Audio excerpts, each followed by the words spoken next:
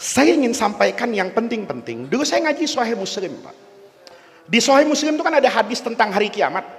Kata Rasulullah, la taqumus saatu, tidak akan datang hari kiamat sampai kamu bertemu dengan satu waktu yang panjangnya setahun itu kasyahri, wasyahru kal jum'ah. Singkat cerita, setahun kayak sebulan, sebulan kayak seminggu, seminggu kayak 1 jam itu tidak ada artinya. Dulu saya bingung, Pak. Apa iya akan ada zaman kayak begitu tuh, apa iya?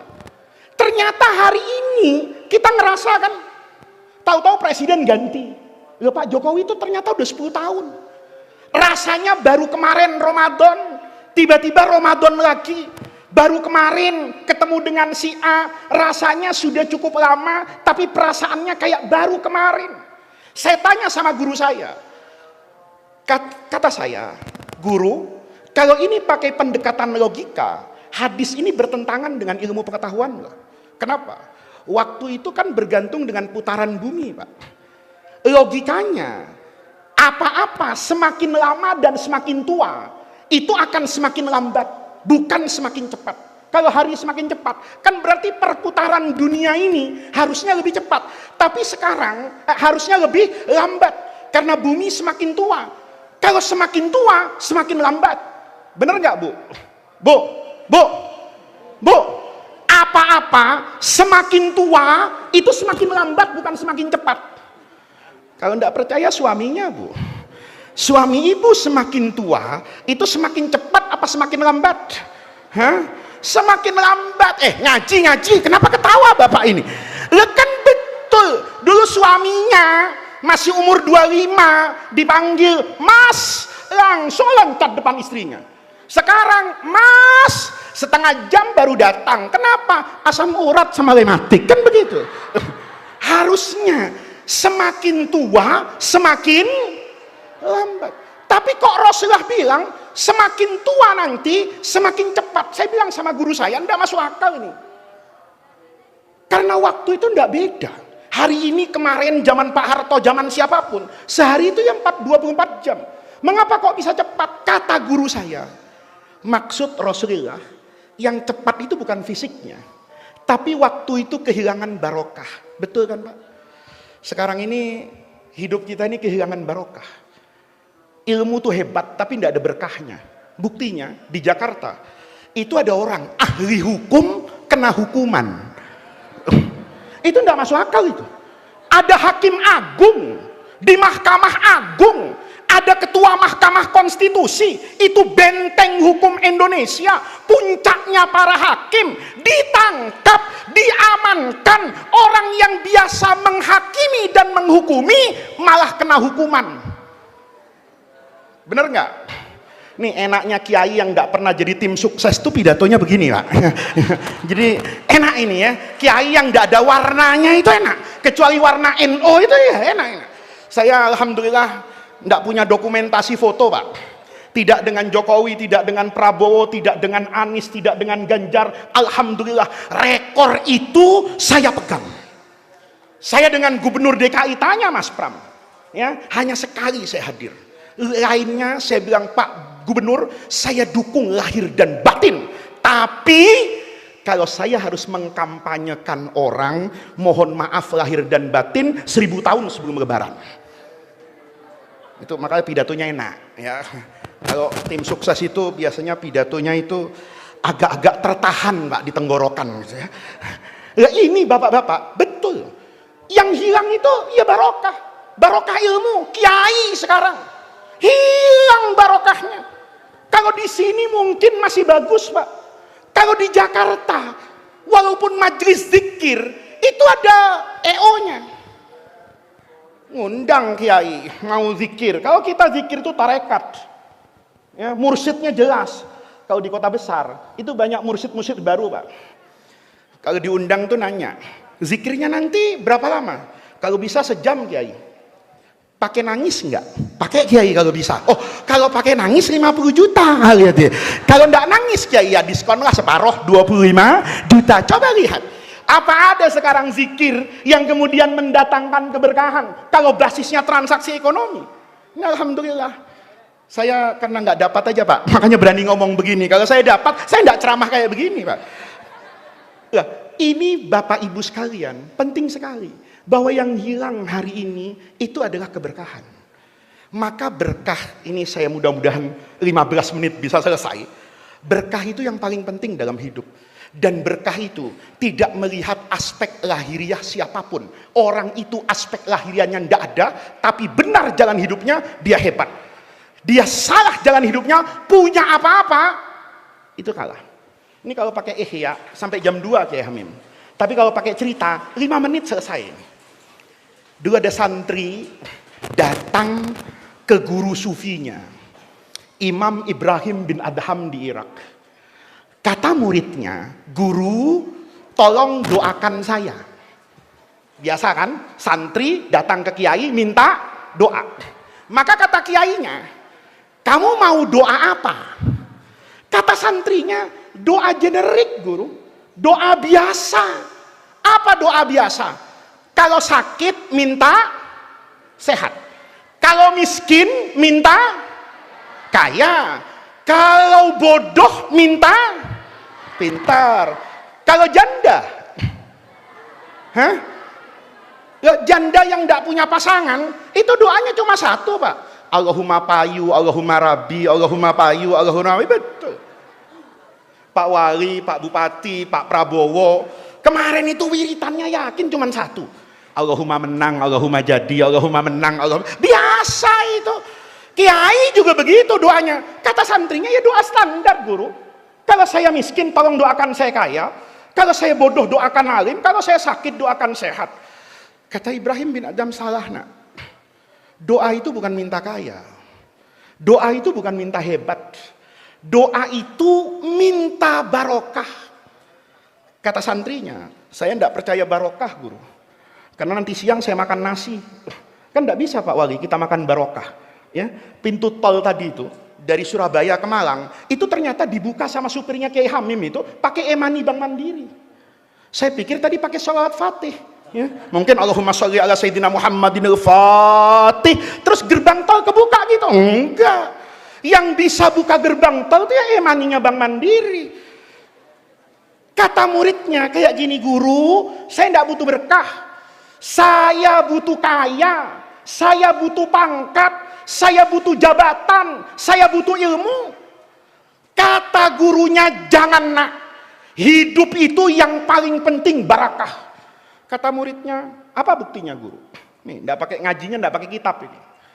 Kata Ibrahim bin Adham, nak, kalau kamu mau tahu dahsyatnya barokah, lihat dua makhluk ciptaan Allah.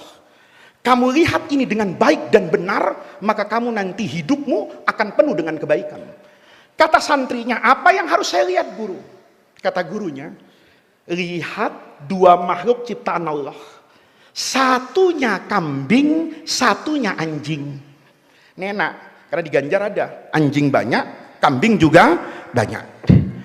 Kata muridnya, apa yang harus saya lihat guru? Kata gurunya, coba kamu perhatikan yang pertama. Kalau anjing perempuan dengan kambing perempuan hamil punya anak, waktu melahirkan, banyakkan anaknya anjing apa anaknya kambing? Anaknya anjing apa anaknya kambing? Anaknya anjing. Kambing itu anaknya paling banyak 2, kadang-kadang 1. Tapi anjing kalau punya anak itu bisa 5, bisa 6 ekor. Ingat, waktu lahir jumlahnya banyakkan anjing. Kata Ibrahim bin Adham, yang kedua coba kamu lihat nak. Setelah lahir, hidup besar, kalau seandainya anjing dengan kambing, itu ada dukcapilnya. Wajib punya nomor induk kependudukan hewan. Ya. Semua anjing, semua kambing wajib punya KTP. Bahasa kerennya, ternyata populasinya, jumlahnya, itu lebih banyak kambing daripada anjing. Padahal waktu lahir lebih banyak anjing. Tapi setelah besar aneh, yang lahirnya banyak jadi sedikit, yang lahirnya sedikit jadi banyak. Kata gurunya, bukankah itu berkah nak? Iya ya guru.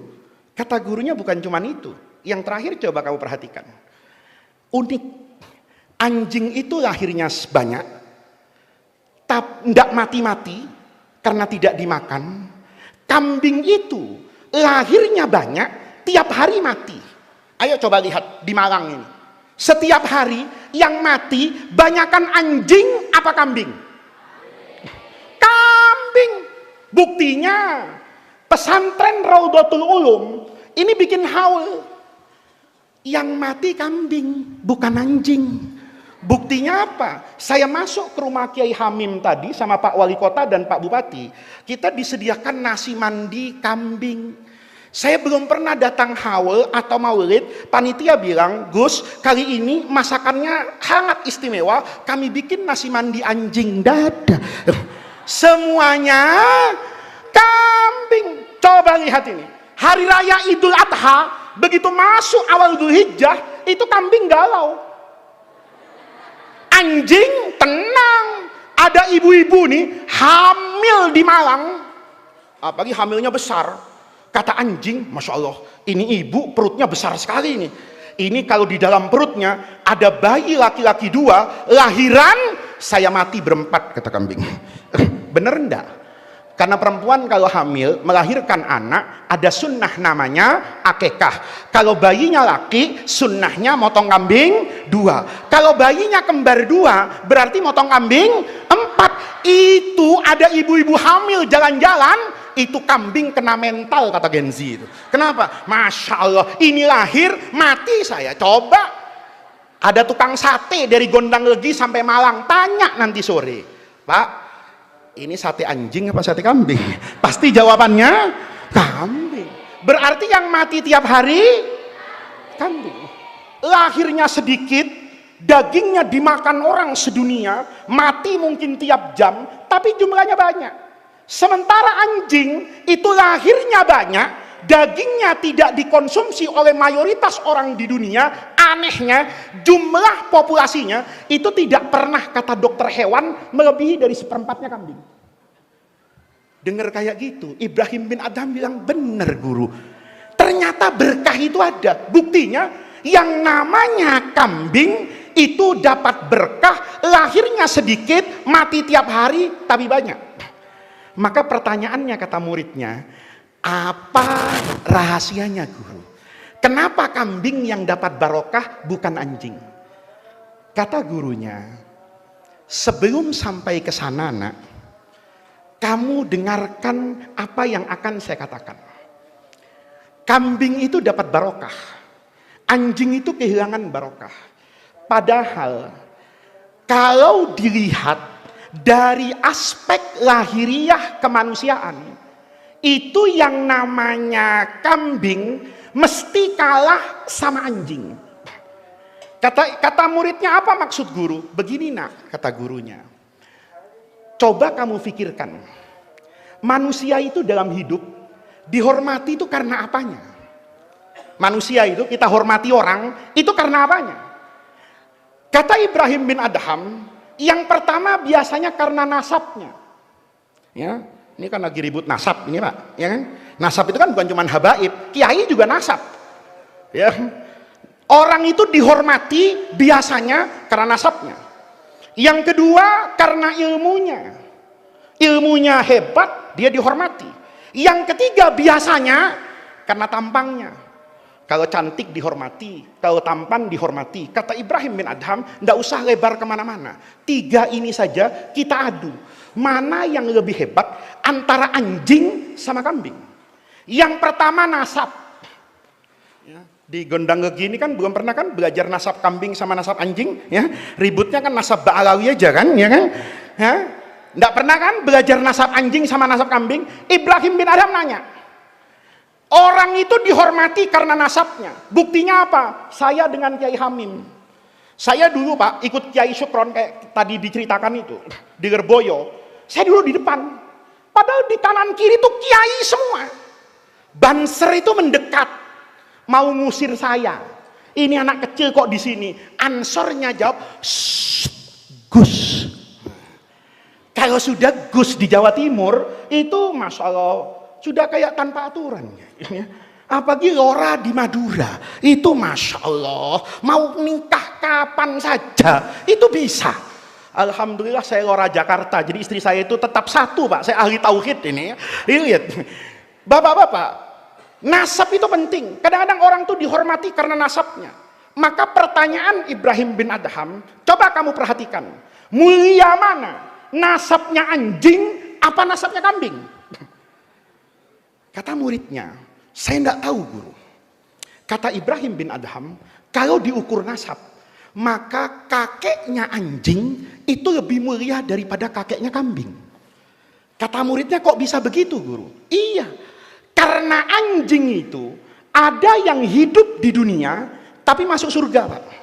Sementara kambing ada yang di surga Allah keturunkan ke dunia. Mana yang lebih mulia? Yang turun dari surga atau yang masuk ke dalam surga? Kata muridnya, ya tentu yang masuk ke dalam surga.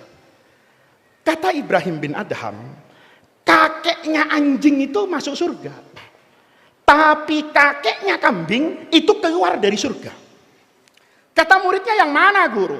Ya itu Ashabul Kahfi itu. Ashabul Kahfi itu kalau baca di tafsir-tafsir klasik, itu kan fityatun amanu birabbihim. Ada 7 orang pemuda beriman kepada Allah di saat agama paganisme Romawi menguasai Eropa pada masa itu. Maka 7 orang ini sepakat memegang agama tauhidnya, warisan Nabi Isa alaihissalam. Maka karena seperti itu mereka tidak bebas ibadah. Kalau mau ibadah mereka ngumpet di dalam gua. Salah satunya pemimpinnya yang bernama Maximilian. Maximilian ini kalau sholat itu di dalam gua. Tiba-tiba ada seekor anjing. Itu bahasa kita pesantren namanya kitmir. Bahasa kerennya namanya Genesio. Genesio ini anjing. Ngelihat orang sholat, hatinya anjing tuh ngomong, loh, kalau sholat yang begini ini yang benar, ini ibadah yang bagus. Karena anjing terpesona dengan sholatnya Maximilian Ashabul Kahfi, maka anjingnya duduk di depan gua jaga orang sholat. Nanti Ashabul Kahfinya tidur 300 tahun, anjingnya tidur 300 tahun, Ashabul Kahfinya bangun 300 tahun, anjingnya bangun, Ashabul Kahfi masuk surga, anjingnya masuk surga. Itu hebatnya anjing tuh, jaga orang sholat masuk surga. Jadi kalau di Ganjar ini ada banser masuk neraka, itu kebangetan Pak ya. Anjing itu tidak pernah sholat subuh, tidak ngaji matan takrib, cuma ada orang sholat dijaga. Nanti orang sholatnya ke surga, anjingnya ini jangan sampai banser jaga katib suriahnya ke surga, bansernya dihisap dangdutan sama Allah subhanahu wa ta'ala. Repot ini. Anjing ndak sholat, ndak wudhu, barokah jaga orang masuk, itu banser. Bagi Pak polisi kan jaga NKRI, Pak tentara jaga NKRI, itu kalau benar surganya tinggi Pak. Tapi kalau tidak benar ya dihisap oleh atasan masing-masing sebelum dihisap oleh Allah subhanahu wa ta'ala.